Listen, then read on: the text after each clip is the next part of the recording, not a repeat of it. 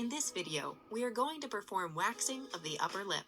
This service should take about 15 minutes.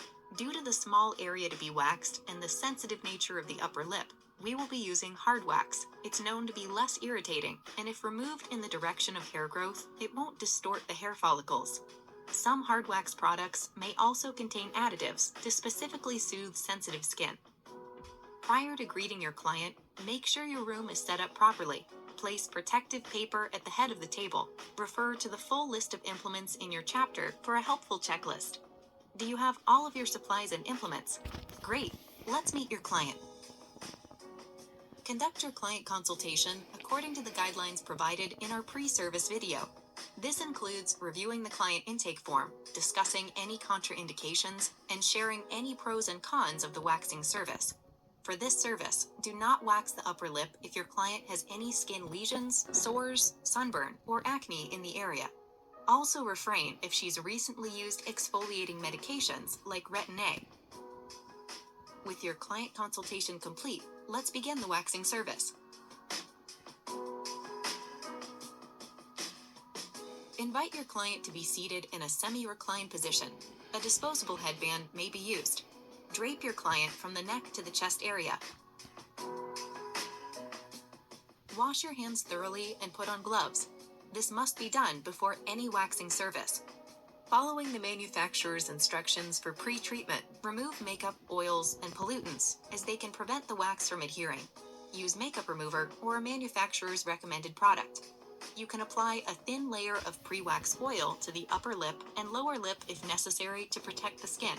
It should absorb quickly and not leave an oily residue. When using hard wax, be sure to follow the manufacturer's directions for heating and temperature requirements. You will want to stir the wax regularly. Prior to applying the wax, always be sure to test the temperature on the inside of your wrist, discarding the used wax or wax strip in the trash can. Wait, don't forget about the double dipping rule. Never double dip a spatula unless you're throwing away the pot of wax afterward. Use new spatulas for each dip to avoid contamination. Okay, let's get started.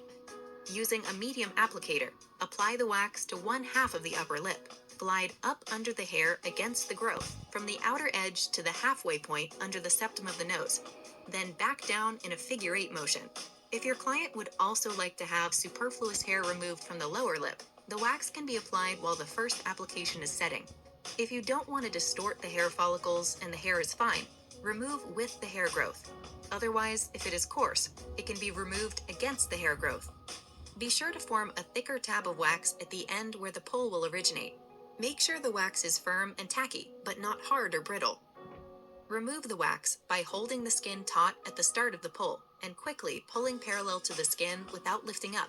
Immediately apply pressure to the waxed area to ease any discomfort. Repeat the process on the opposite side of the upper lip and the lower lip as needed. Be sure to avoid getting wax on the delicate skin of the lips. If wax does drip onto the lips, remove it quickly using petroleum jelly or wax removing lotion. Apply a wax removing soothing lotion or antiseptic.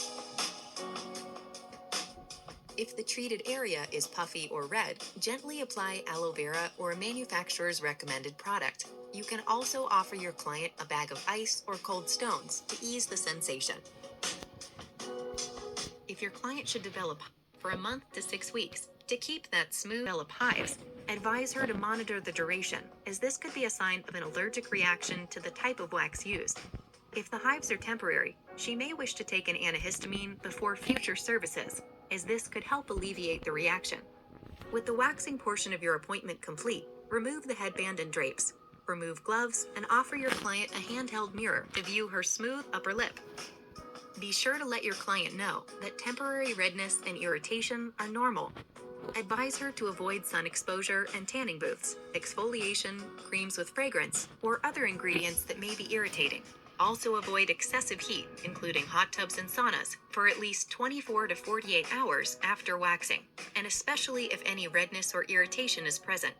Always thank your client with a smile and invite her to schedule her next appointment for a month to 6 weeks to keep that smooth upper lip.